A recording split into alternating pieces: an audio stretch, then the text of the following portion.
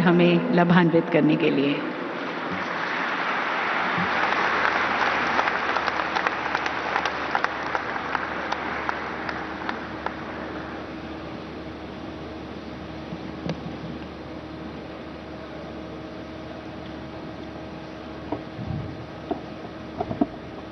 कर्नाटका के मुख्यमंत्री श्री बसवराज बोम्मई जी, केंद्रीय मंत्रिमंडल के मेरे सहयोगी श्री हरदीप पुरी जी, रामेश्वर तेली जी, अन्य मंत्रीगण, योर एक्सेलेंसीज, देवी और सज्जनों, इस समय तुर्की में आए विनाशकारी भूकंप पर हम सभी की दृष्टि लगी हुई है। बहुत से लोगों की दुखद मृत्यु और बहुत नुकसान की खबरें हैं। तुर्की के आसपास के देशों में भी नुकसान की आशंका है। भारत के 140 करोड़ लोगों की संवेदनाएं सभी भूकंप पीड़ितों के साथ हैं। भारत भूकंप पीड़ितों की हर संभव मदद के लिए तत्पर है। साथियों, बेंगलुरु टेक्नोलॉजी, टैलेंट और इनोवेशन की एनर्जी से भरपूर शहर है। मेरी तरह आप भी यहां की युवा ऊर्जा को अनुभव कर रहे होंगे। ये भारत की G20 प्रेसिडेंसी कैलेंडर का पहला बड़ा एनर्जी इवेंट है। मैं देश विदेश से आए सभी लोगों का इंडिया एनर्जी वीक में स्वागत करता हूं, अभिनंदन करता हूं। साथियों, 21वीं सदी के विश्व का भविष्य तय करने में एनर्जी सेक्टर की बहुत बड़ी भूमिका है। एनर्जी के नए रिसोर्सेज को डेवलप करने में, एनर्जी ट्रांजिशन में आज भारत विश्व के सबसे मजबूत आवाजों में से एक है। विकसित बनने का संकल्प लेकर चल रहे भारत में एनर्जी सेक्टर के लिए अभूतपूर्व संभावनाएं बन रही है। आप जानते हैं कि हाल ही में IMF ने 2023 के लिए ग्रोथ प्रोजेक्शन रिलीज की है। इसमें कहा गया है कि Bharat fastest growing major economy रहने वाला है।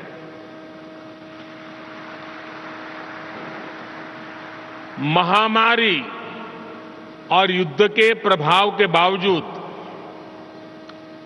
2022 में भारत एक ग्लोबल ब्राइट स्पॉट रहा है। एक्सटर्नल सर्कमस्टेंसेस जो भी रहे, भारत ने इंटरनल रेजिलियंस की वजह से हर चुनौती को पार किया। इसके पीछे मल्टीपल फैक्टर्स ने काम किया। पहला, स्टेबल डिसिसिव गवर्नमेंट। दूसरा, सस्टेन रिफॉर्म्स। और तीसरा, ग्रासरूट पर सोशियो इकोनॉमिक एम्पावरमेंट। बीते वर्षों में बड़े पैमाने पर लोगों को बैंक खातों से जोड़ा गया, उन्हें फ्री हेल्थ केयर ट्रीटमेंट की सुविधा मिली, सेफ सैनिटेशन, बिजली कनेक्शन, आवास, नल से जल और दूसरे सोशल इंफ्रास्ट्रक्चर की पहुंच करोड़ों लोगों तक हुई। पिछले कुछ वर्षों में भारत की जितनी बड़ी आबादी के जीवन में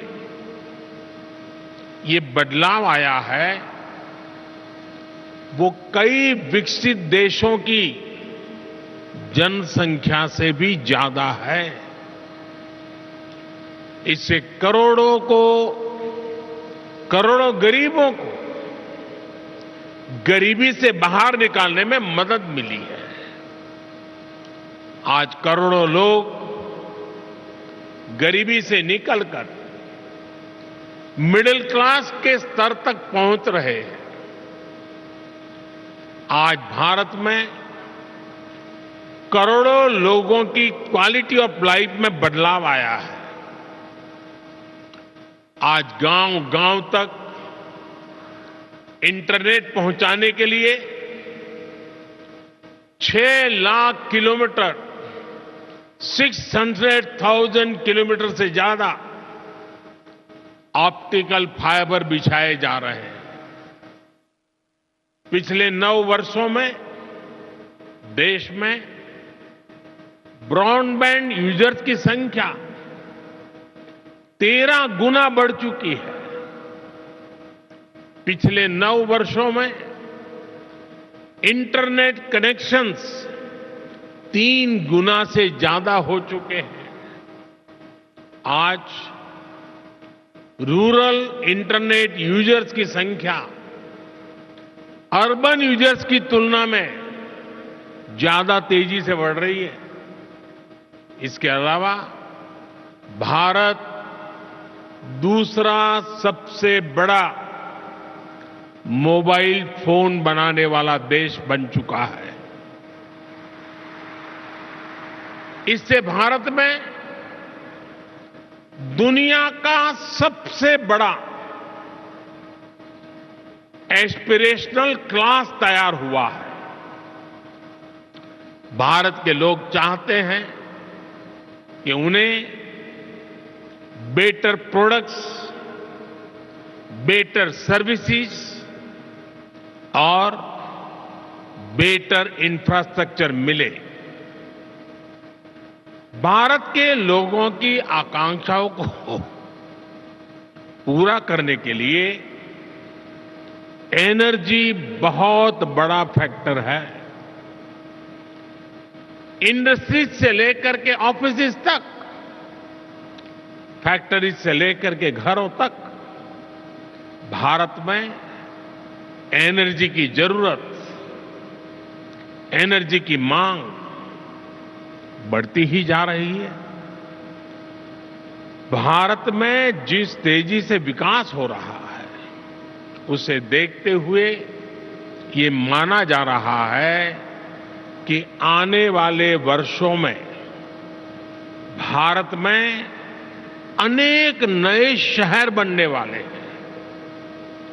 इंटरनेशनल एनर्जी एसोसिएशन ने भी कहा है कि भारत इस दशक में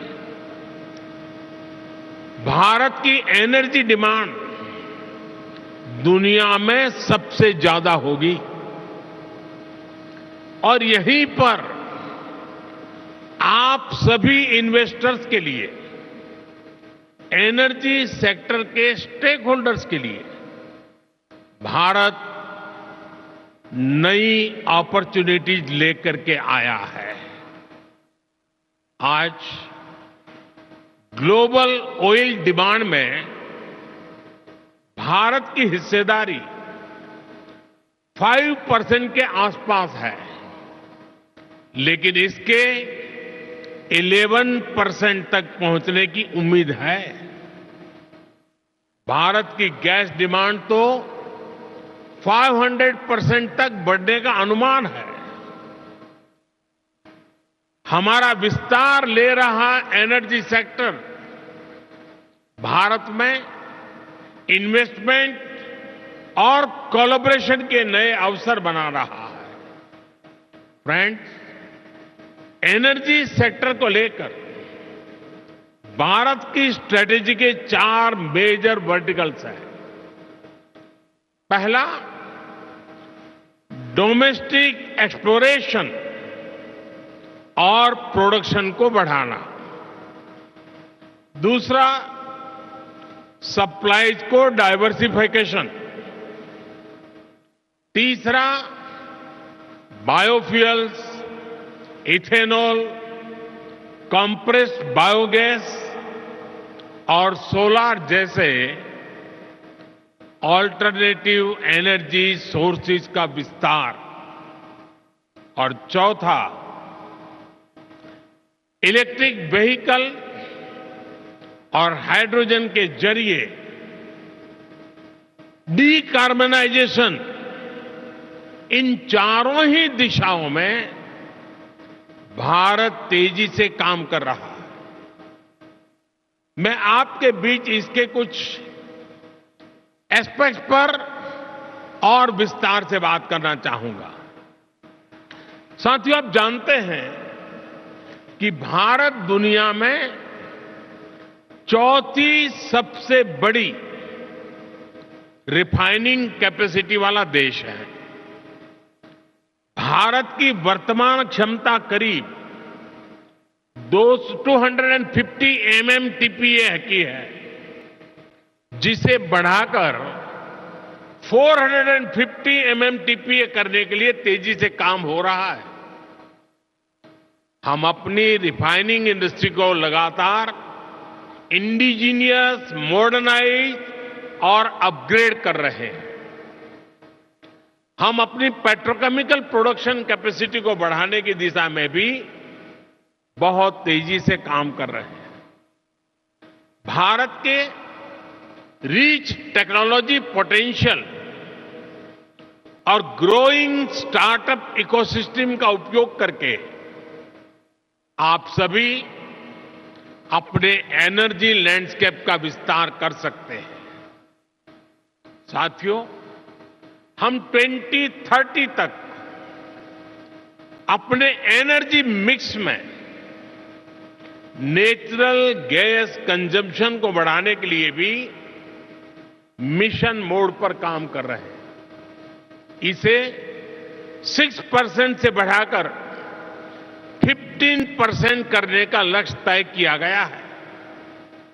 हमारा वन नेशन वन ग्रिड ये विजन इसके लिए सभी जरूरी इंफ्रास्ट्रक्चर उपलब्ध कराएगा। हमारा प्रयास है कि एलएनजी टर्मिनल रीगैसिफिकेशन क्षमता को बढ़ाया जाए। 2014 में हमारी क्षमता 21 MMTPA की थी, जो 2022 में करीब दोगुनी हो गई है। इसे और बढ़ाने के लिए काम जारी है। भारत में 2014 के मुकाबले सीजीडी की संख्या भी 9% हो चुकी है और 9 गुना बढ़ चुकी है। 9 गुना, 9 टाइम। हमारे यहां 2014 में सीएनजी स्टेशन भी 900 के आसपास थे। अब इनकी संख्या भी बढ़कर 5,000 तक पहुंच रही है। हम गैस पाइपलाइन नेटवर्क की लंबाई बढ़ाने की दिशा में भी तेजी से काम कर रहे हैं। 2014 में हमारे देश में गैस पाइपलाइन की लंबाई करीब 14,000 किलोमीटर थी। अब ये बढ़कर 22,000 किलोमीटर से ज्यादा हो चुकी है। अगले 4-5 साल में भारत में गैस पाइपलाइन का नेटवर्क 35,000 किलोमीटर तक पहुंच जाएगा। यानी भारत के नेचुरल गैस इंफ्रास्ट्रक्चर में आपके लिए निवेश की बहुत बड़ी संभावनाएं बन रही है।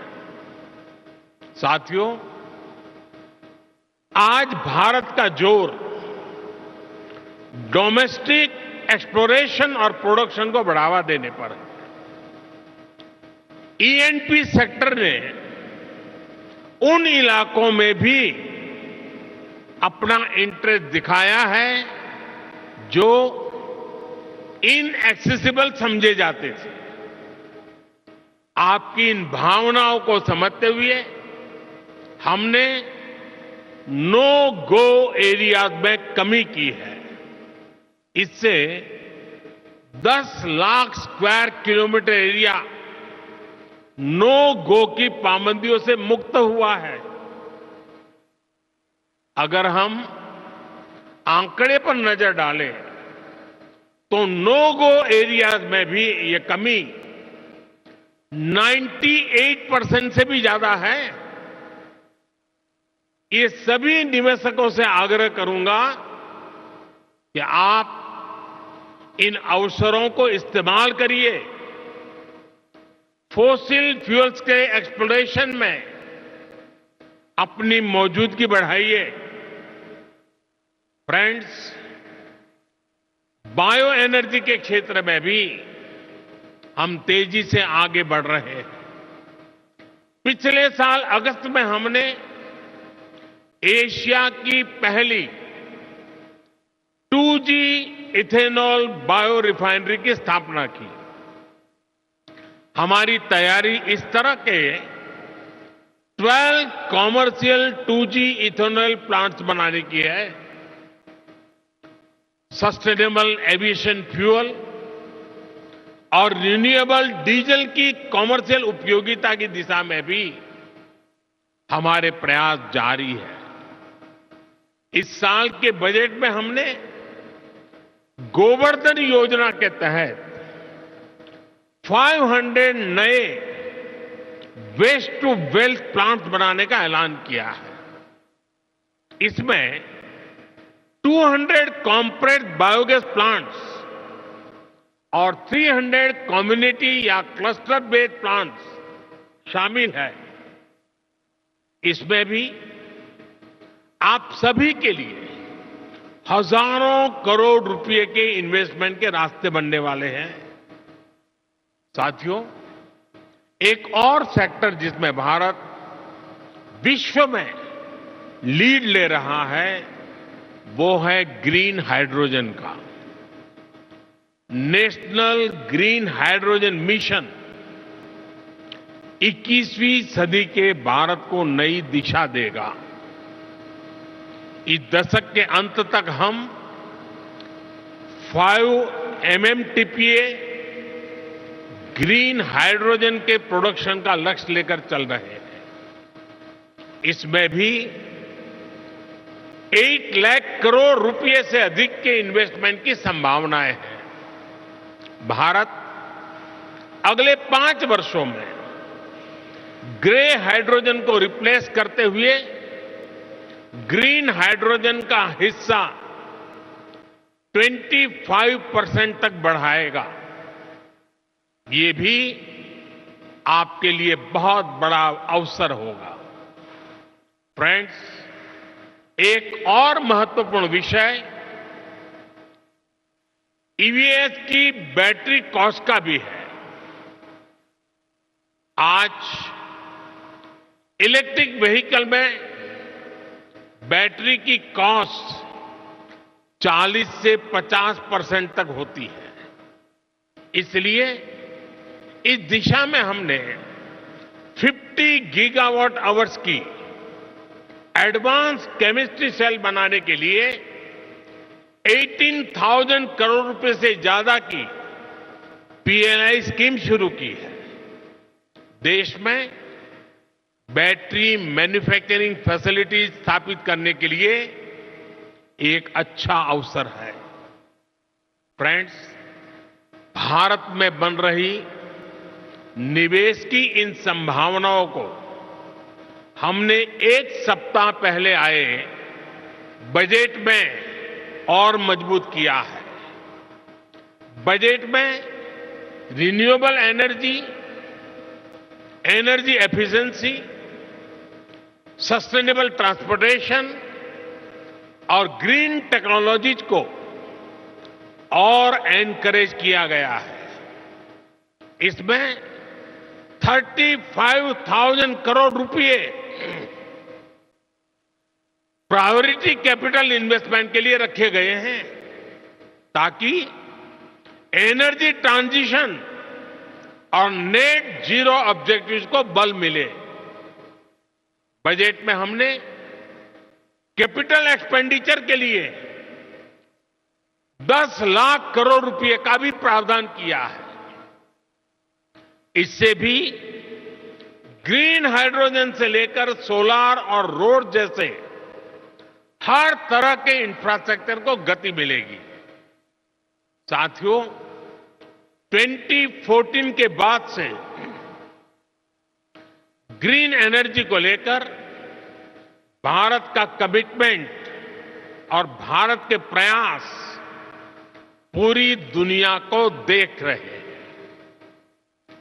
बीते 9 वर्षों में भारत में रिन्यूएबल एनर्जी कैपेसिटी करीब 70 गीगावाट से बढ़कर करीब 170 गीगावाट हो चुकी है।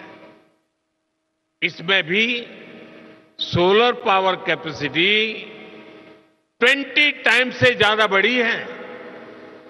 आज भारत विंड पावर कैपेसिटी के मामले में दुनिया में चौथे नंबर पर है। हम इस दशक के अंत तक 50% नॉन फोसिल फ्यूल कैपेसिटी का लक्ष्य लेकर चल रहे हैं। हम बायोफ्यूल पर, इथेनॉल ब्लेंडिंग पर बहुत तेजी से काम कर रहे हैं। बीते 9 वर्षों में पेट्रोल में इथेनॉल ब्लेंडिंग को हम 1.5% से बढ़ाकर 10% कर चुके हैं। अब हम 20% इथेनॉल ब्लेंडिंग के लक्ष्य की तरफ बढ़ रहे हैं। आज यहां E20 रोल आउट किया जा रहा है। पहले फेज में देश के 15 शहरों को कवर किया जाएगा और फिर आने वाले 2 वर्षों में देश भर में इसका विस्तार किया जाएगा। यानी E20 भी आपके लिए देश भर में बहुत बड़ा मार्केट बनने जा रहा है। साथियों, आज भारत में एनर्जी ट्रांजिशन को लेकर जो मास मूवमेंट चल रहा है वो अध्ययन का विषय है। ये 2 तरीके से हो रहा है। पहला, एनर्जी के रिन्यूएबल सोर्स का तेज गति से एडॉप्शन कर, और दूसरा, एनर्जी कंजर्वेशन के प्रभावी तरीकों का एडॉप्शन। भारत के नागरिक आज बड़ी तेजी से एनर्जी के रिन्यूएबल सोर्सेज को अपना रहे हैं। सोलर पावर से चलने वाले घर, सोलर पावर से चलने वाले गांव, सोलर पावर से चलने वाले एयरपोर्ट, सोलर पंप से हो रही खेती, ऐसे अनेक उदाहरण हैं। बीते 9 वर्षों में भारत ने अपने 19 करोड़ से ज्यादा परिवारों को क्लीन कुकिंग फ्यूल से जोड़ा है। आज जो सोलर कुकटॉप लॉन्च किया गया है, वो भारत में ग्रीन और क्लीन कुकिंग को नया आयाम देने जा रहा है। उम्मीद है कि अगले 2-3 साल में ही 3 करोड़ से अधिक घरों में सोलर कुकटॉप की पहुंच बन जाएगी। इससे एक तरह से भारत किचन में क्रांति लाने का काम करेगा। भारत में 25 करोड़ से अधिक परिवार हैं। आप कल्पना कर सकते हैं कि सिर्फ सोलर कुकटॉप से जुड़े निवेश में आपके लिए कितनी संभावनाएं बन रही है। साथियों, भारत के नागरिक एनर्जी कंजर्वेशन के प्रभावी तरीकों की तरफ तेजी से शिफ्ट हो रहे हैं। अब ज्यादातर घरों में स्ट्रीट लाइट्स में एलईडी बल्ब का इस्तेमाल होता है। भारत के घरों में स्मार्ट मीटर लगाए जा रहे हैं। लार्ज स्केल पर सीएनजी और एलएनजी को अपनाया जा रहा है। इलेक्ट्रिक व्हीकल्स की बढ़ती लोकप्रियता इस दिशा में बड़े बदलाव के संकेत दे रहे हैं। साथियों, ग्रीन ग्रोथ की तरफ, एनर्जी ट्रांजिशन की तरफ भारत के बड़े प्रयास हमारी वैल्यूज को भी रिफ्लेक्ट करते हैं। सर्कुलर इकोनॉमी एक तरह से हर भारतीय की जीवन शैली का हिस्सा है। रिड्यूस, रीयूज और रिसाइकल का मंत्र हमारे संस्कारों में रहा है। आज इसका ही एक उदाहरण हमें यहां भी देखने को मिला है। प्लास्टिक की वेस्ट बॉटल्स को रिसाइकल करके जो यूनिफॉर्म बनाई गई है, आपने उसे देखा है। फैशन की दुनिया के लिए, सुंदरता की दुनिया के लिए उसमें कोई कमी नहीं है। हर साल 10 करोड़ ऐसी बॉटल्स की रिसाइकलिंग का लक्ष्य पर्यावरण की रक्षा में बहुत मदद करेगा। ये मिशन लाइफ यानी लाइफस्टाइल फॉर एनवायरनमेंट को भी मजबूती देगा, जिसकी दुनिया को आज बहुत आवश्यकता है। इन्हीं संस्कारों पर चलते हुए भारत ने 2070 तक नेट जीरो का टारगेट तय किया है।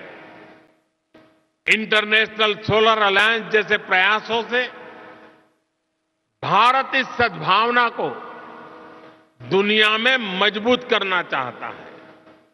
साथियों, मैं आपका फिर आह्वान करूंगा कि भारत के एनर्जी सेक्टर से जुड़ी हर संभावनाओं को जरूर एक्सप्लोर करें, उससे जुड़े।